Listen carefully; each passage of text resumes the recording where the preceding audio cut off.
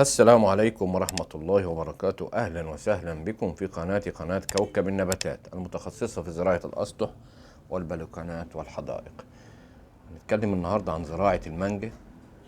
ممكن كلنا بناكل المانجا طبعا وما نعرفش نزرع المانجا، فقلنا نسهل على حضراتكم وعلى المبتدئين اللي نفسهم يزرعوا مانجا في البيت أو في البلكونة أو على السطح، ونبدأ نزرع المانجا خطوة بخطوة من الإنبات لحد ما تكبر خالص ويبقى لها براعم خضراء وننقلها كمان.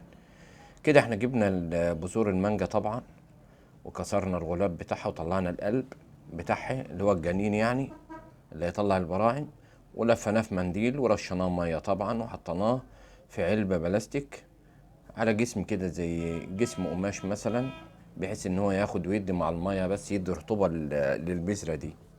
وهنحط التانية والتالتة والرابعة ماشي، ونلفها في منديل كويس ونرش ميه يا دوبك، بس انا عاوز البذور بتاعت المانجا تلاقي رطوبة بس من حواليها بس.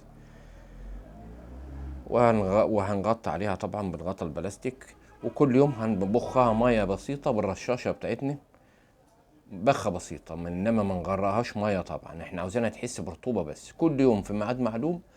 وهنلاقي بعد فترة طبعا هتبدأ تطلع براعم صغيرة وجذور صغيرة كده. كده احنا بنحاول ناخد الكمية كلها طبعا بعد ما انتزعنا الغطا اللي هو الناشف بتاع بذور المانجا. وهي زراعتها سهلة جدا جدا، مش عفاش اي حاجة صعبة. وهنغطي عليها طبعا بالغطا البلاستيك من فوق، وكل يوم زي ما قلت لكم كل 24 ساعة هنرشها بس رشة بالبخاخة كده وخلاص، بحيث ان ايه تلاقي رطوبة حواليها بس، انما مش اكتر. ما نغرقهاش ولا نحط مية سايلة حواليها. وهنلاقي بعد حوالي زي 7 ايام 10 ايام هتبدأ الجذور بتاعتها تنمو، والبراعم اذا كانت هتطلع واحدة او اتنين او شجرتين كل بذرة طبعا هنشوفه. وهناخد بذرة طبعا من اللي هتبرعم وهننقلها في قصيص، وهنتكلم بقى عن رعايتها. كده احنا غطيناها بالمناديل وملفوفة في المناديل. وكده خدنا واحدة طبعا من اللي هي برعمت. بعد ما برعمت تلاقي الجذور زي ما انتم شايفين، الجدر طلع، البذرة طلعت جذور من حواليه وطلعت شجرتين اهمت.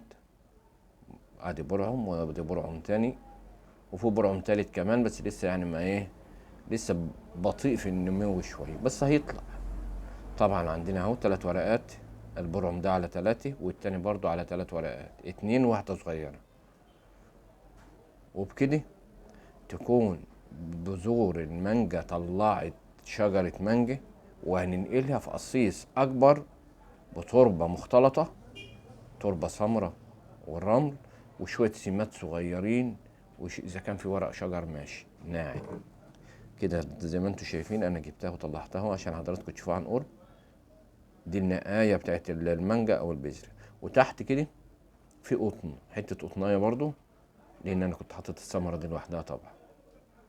حتة قطناية مبللة بمية، وكل يوم مثلا دي عبوة صغيرة غير التانية الكبيرة. انت براحتك، هتحطها في علبة كبيرة ماشي، في علبة صغيرة ماشي.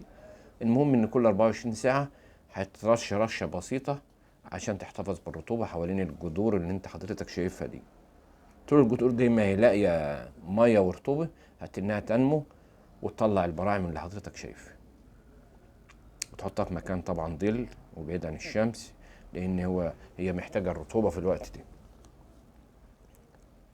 كل الجذور السمراء دي جذور طالعه، والبرعم اللي انت شايفه احمر اللي هو الملوي ده هيبقى برضه، هيبقى ان شاء الله شجره زي اللي انتوا شايفينها دي وهيطلع.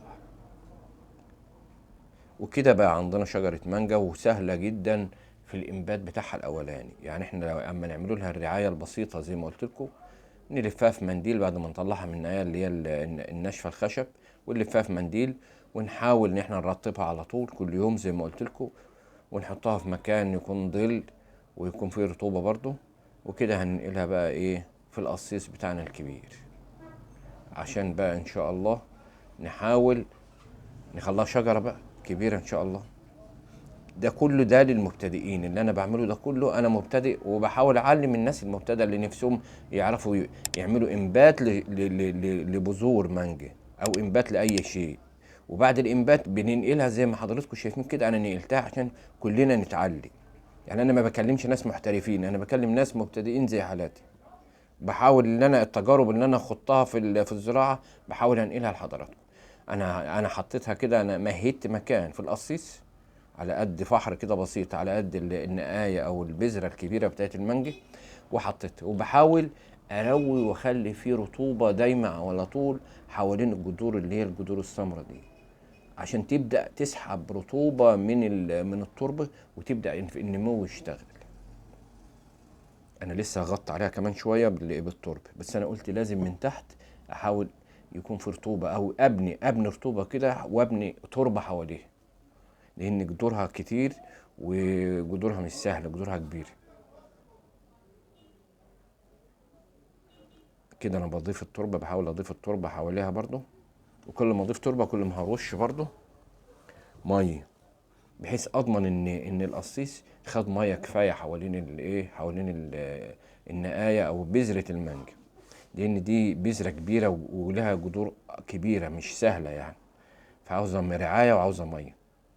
ويا ريت في الفتره الاولانيه دي تحطها في مكان يكون يعني الظل يكون مكسور شويه، ما يكونش ظل ولا كتير ولا يكون شمس، لان الشمس لو طالت هتجفف الميه، واللي هيحصل ان الميه هتقل حوالين البذره والنمو هيقل وهتنشف. كده احنا زودنا بنينا التربه كويس حوالين النقايه او بذور المانجا بتاعتنا، وهنبدا نروي تاني لحد الميه ما تنزل من فتحات التصريف من تحت. لازم الميه تنزل من فتحات التصريف. كده ان شاء الله النمو هيبقى كل يوم كل يوم قدام حضراتكم. الورق ده هيخضر خالص وهيعلي، ودي شجره كبيره يعني مش شجره صغيره، وهنحطها في القصيص ده حوالي 20 في 20، وان شاء الله بعد فتره 3 اشهر او شهرين هنحاول ان احنا ننقلها تاني. ده انا معانا بروي طبعا اهو، والري لازم يكون غمر في المرحله دي زي ما قلت لحضراتكم. والله انا بحاول اعيد وازيد في المعلومه عشان اللي ما خدش باله ياخد باله، وما يقولش ان انا نسيت حاجه ما قلتهاش. كده انا صورت اهو، شوف ادق حاجه بقولها لكم. كده الميه نازله من فتحات التصريف، وانا حاطط برضو زلط تحت في الارضيه بتاعت القصيص بحيث تسمح بالصرف السريع. وكده روينا كويس، وكده بقى عندنا شجره مانجا او شجرتين حسب ما هتطلع الشتله بتاعتها البذره دي او النقايه دي. ولابد من الرعايه الكويسه طبعا للبذور في الوقت ده. واتمنى ان اكون وصلت لكم المعلومه صحيحه، وبكده نكون وصلنا لاخر الفيديو. ما تنسوش اللايك والاشتراك والاعجاب طبعا، والسلام عليكم ورحمه الله وبركاته.